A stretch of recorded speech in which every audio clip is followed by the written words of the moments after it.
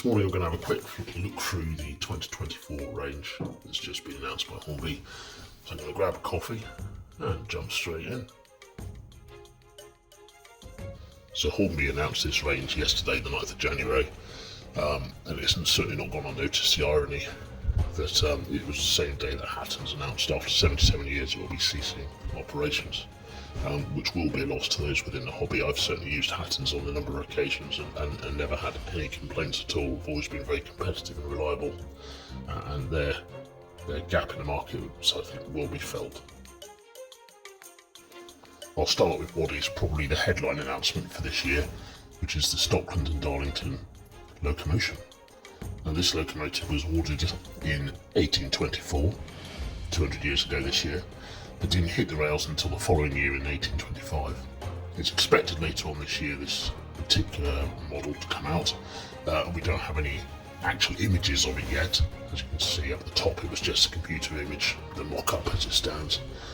What is interesting, £170, HM 7000 compliant, already. And it'll be interesting to see whether this comes with a sound profile. It's probably one of my recurring themes, is continuing to bang on the drum for getting more sound profiles. So this will be an interesting one to watch out for as we go through the year. Jumping into the range itself, one thing that struck me was the amount of Era 1 items that have been announced yesterday. The number 58 Tiger here being one of them, but there's a number of other items that come from this era, which I think really opens up that pioneering era to a lot of those coming into the hobby. My personal preference at the moment is for diesel locomotives, but as with all of us, I'm sure that my interests probably change and fluctuate, coming and changing in the weather. But one that really struck me was this Railroad Plus GWR parcel car.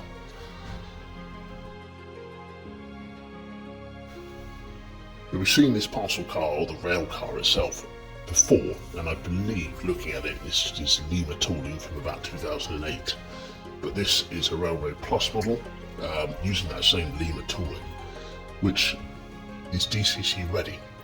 And the one thing that really strikes me here is, will we get a sound profile for the rail car coming out? Now, this particular one says that it is DCC sound ready and does take the 8-pin decoder.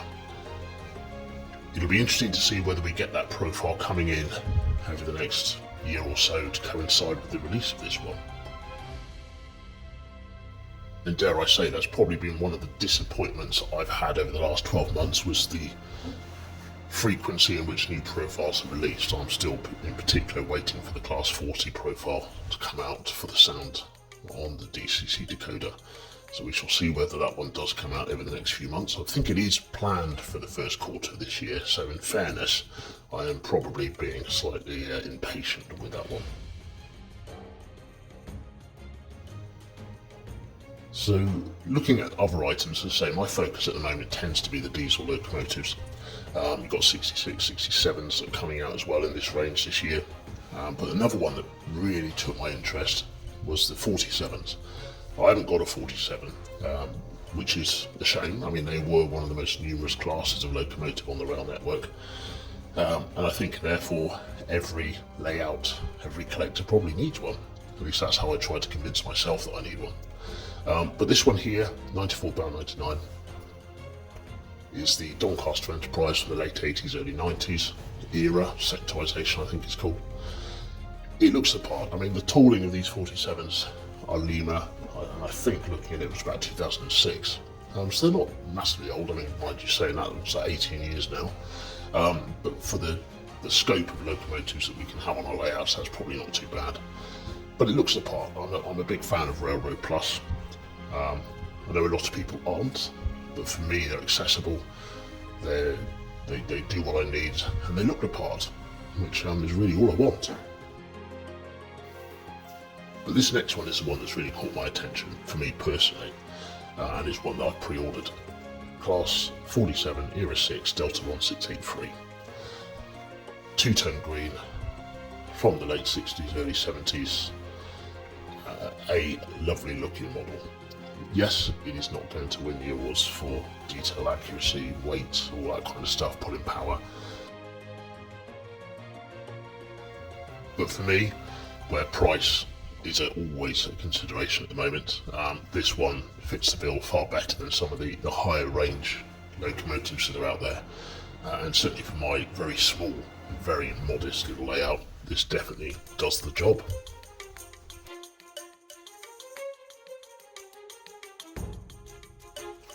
Now this model comes with DCC sound decoder already fitted. This model is ready to go on an HM7000 layout. Just pop it on and off it goes. Yes, you'll have to do a little bit of an upload to the app, but you don't need to be fitting anything to the locomotive. What really is good about this is that those decoders on average come in for about 60 quid. So in effect, this locomotive itself is coming with a 60 quid decoder already fitted for £119.99. Several retailers out there will have this at a slight discount as well, which means that you will likely get this for just over £100 with a £50 to £60 decoder fitted. And if you so wished, you could sell the decoder, take it out and sell it, make a bit more money back on your purchase. But I think for what you get for this particular one, this for me stands out much the same way the Class 55 Delta for the 2023 range stood out as a really solid purchase from day one. So overall, I think the Announcement has had a couple of surprises. For me, the amount of Era 1 stock that's coming out was a decent surprise, whilst not necessarily the Era I model. It is an era that offers people a new aspect to their hobby. Other mentions are the B1 Mayflower locomotive. Again, I think that will be a popular one for many people. But for me, it is those Railroad Plus models, more affordable, more accessible, and certainly those ones that come with sound fitted, much like the Class 66 that we have here. Whilst from a different era and not one that I model, this particular range already comes with the decoder fitted, I think are certainly worth picking up for those who are looking to get into the HM7000 arena, as I am at the moment. So overall for me, the Announcement yesterday was a wide and quite a decent range, spanning different price ranges, spanning different eras from Era 1 all the way up to the modern day. I think it was fairly 00 gauge heavy, which for me is fine. I'm a 00 gauge hobbyist. I don't particularly remember seeing too much for other gauges in there, which may disappoint some people. But overall, I think it offered a decent range across the board, and I hope that everybody can find something there that really takes their interest and sparks their passion for the hobby as we go into 2024. So thank you very much for watching, and stay safe.